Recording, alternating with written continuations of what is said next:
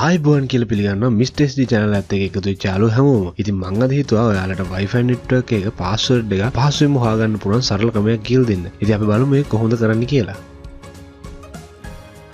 හරි. එහෙමනම් අපි මුලින්ම කරන්න ඕනේ command prompt එක open කරගන්න ඕනේ. ඉතින් ඔයගොල්ලෝ start menu එකට ගිහිල්ලා ඒක cmd කියලා type කරාම ඔයගොල්ලන්ට තියෙන ඔයගොල්ලෝ password command prompt එක විවෘත කරන්න පුළුවන්. ඊට පස්සේ command prompt එක විවෘත වුණාට පස්සේ type කරන්න ඕනේ net sh wlan show profile කියලා ටයිප් කරලා එන්ටර් කරාම ඔයගොල්ලන්ට පේන ලිස්ට් එකක්.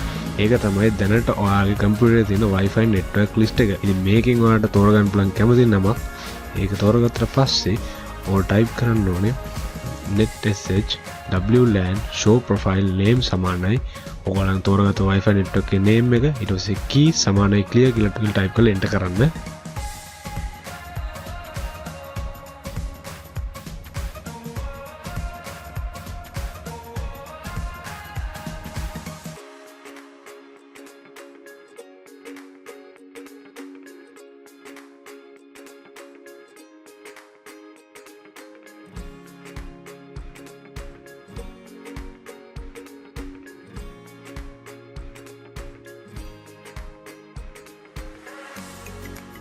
ඉතින් ඔයාලට වෙනද මේක security settings එකේ key content කියලා තියෙන්නේ අපි ඒවා තෝරගත්ත Wi-Fi network එකේ password එක.